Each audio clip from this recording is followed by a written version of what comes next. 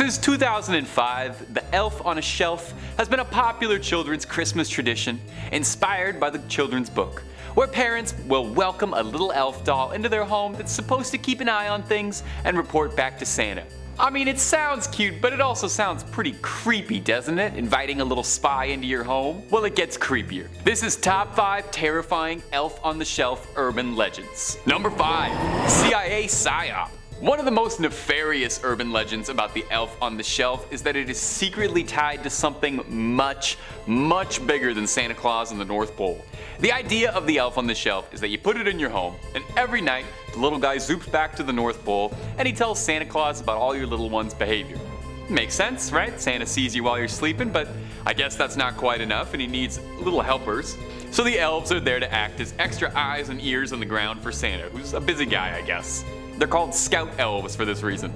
Now, there has been some pushback from parents who argue that the elf on the shelf is conditioning young minds into blindly accepting surveillance at all times. Professor Laura Pinto of the University of Toronto, shout out, suggested this, saying that it communicates to developing minds that it's okay to be spied on at all times if it's for the greater good.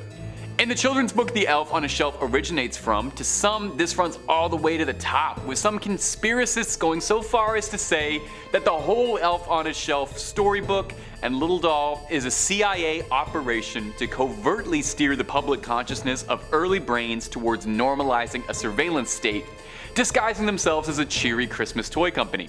This might sound utterly ridiculous, and it does sound utterly ridiculous, but first of all, trust me, the CIA has done much stranger things than this. They've even been involved in psyops involving toy-making operations before.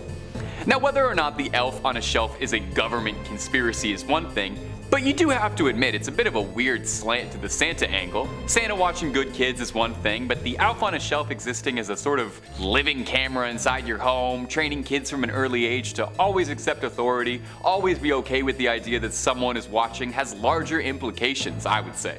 Just another bit of chintzy Christmas cheer, or could it actually be something more sinister? Toss another log in the fire, get another cup of hot chocolate, because we've got all the best scary stories on the net and some of the best hosts. So just stay subscribed to Top 5 Scary and you won't miss a thing. Number 4.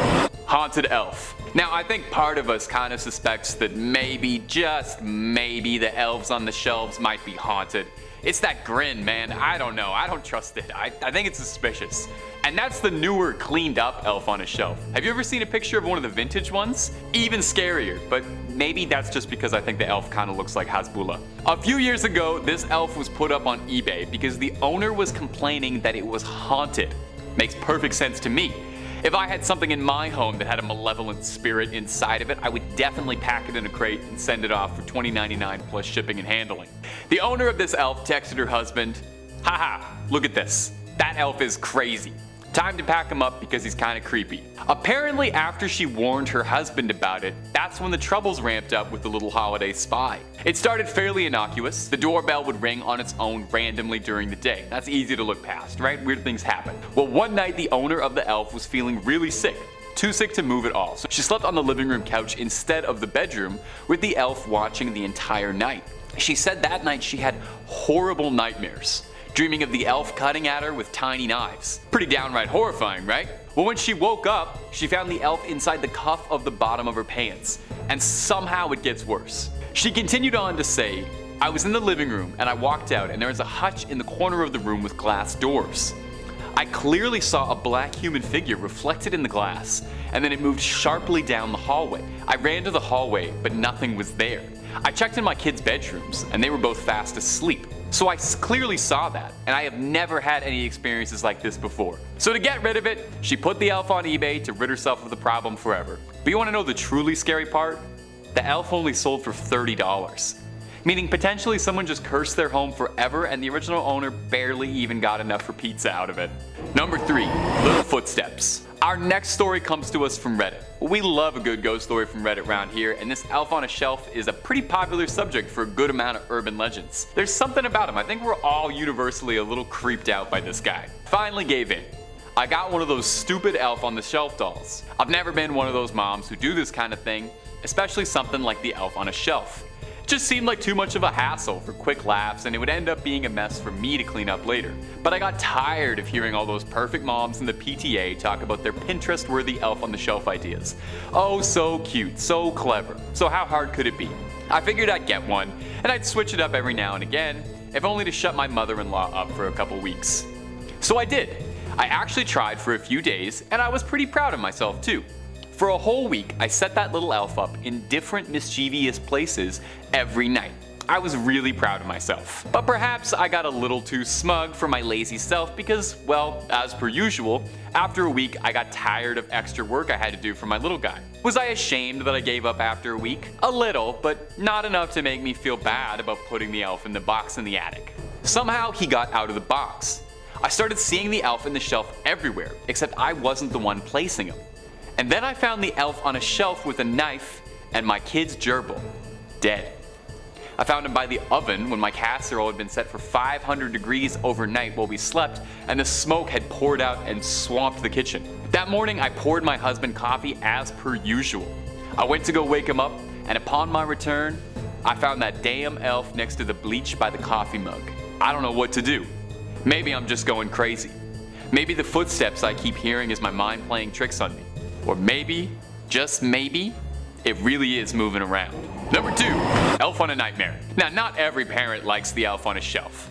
Some parents are deterred by it, thinking it's just another bit of Christmas consumerism, one more thing to buy. Of course, some parents are also concerned because of the unintentional horror it can bring. This story comes to us from a blogger on a parenting blog describing what happened after she brought the elves into her home. She chose to get little tiny elves, saying that they were elf babies harvested fresh from an evergreen tree on a Thanksgiving day. Cute enough, right? Well, except the writer's kids were downright terrified of them. Well, they might have looked cute and festive during the daytime. When darkness falls and the shadows hit them just right, they'd be terrifying in the night, and I absolutely believe that. I mean, imagine being a little kid and seeing that thing watching you while you're sleeping. Her youngest son said that he would wake up in the middle of the night at 3 a.m. on multiple occasions and would swear up and down that the elf babies were standing on the end of his bed. Now, kids say the wildest things, but 3 a.m. does stand out a bit for me. That is the witching hour, after all. She tried to explain to her son that he had nightmares or night terrors and that, well, it's hard to understand what he saw isn't real. But he kept insisting that it was. However, the writer started to notice strange occurrences going on around their house that she just couldn't explain. She lost her car keys one day and found them in a place she'd said that she had never put them before in her life. She found doors unlocked that were locked when she left the house. Important documents going missing that she couldn't explain. She said one day her child took her by the hand and explained in a slow, exaggerated voice, unlike how he usually spoke, that the elves were behind all of these events. She goes on to say that she started to find the elves move from where she'd put them. She asked her son if he'd moved them at all, and he panicked, saying he hadn't. The writer notes she was starting to worry that maybe her son was using the elves to play a trick on her, or that these elves truly did have some sinister power. Her son broke down in tears and begged her to lock him up. She did, and the next morning, the elves were in the bathroom sink instead of locked away in the filing cabinet she put them in the night before. So she decided to mail them away, far away to people in different states. What worries her is that one of them made it to the destination, but the Postal Service lost the second one, meaning wherever it was, it could still be out there, going to who knows where. So just be careful when you're ordering an elf on the shelf. And number 1, the elf came back. Our final story also comes to us from Reddit. The story begins with a Redditor talking about how he wanted to get an elf on the shelf with his girlfriend Stephanie for the holidays, as they'd been seeing each other for a while and he wanted to get festive for the season. He saw a boy carrying an elf in the shelf in a mason jar while at a restaurant, and apparently it was cute enough to inspire him to get his own. His girlfriend giggled when she saw it at the apartment, and it was sitting on the counter next to a fresh cup of coffee. The couple was having fun finding creative ways to set it up around the apartment, finding fun new ways to surprise each other. Together they named it Bonnie.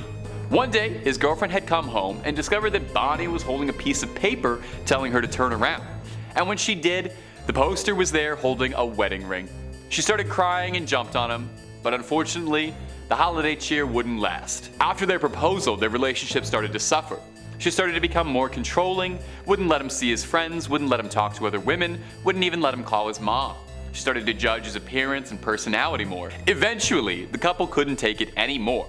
and the two split up and she moved out. The two had a violent argument and he was struck with a coffee mug. The next morning, he woke up and she had packed up everything and left, but had left Bonnie the elf. Later, her mother would contact him. He noted that he never liked her mother. She was involved in strange things like witchcraft. But she did say she was sorry to hear about the split and was surprised to hear about it and that Stephanie had told her everything. A couple months pass and the OP notices Bonnie the elf moving around the apartment in different places. On a shelf, a couch, a fridge. Not wanting to be reminded of the memories, he threw it away, only to discover that it was back in his apartment somehow.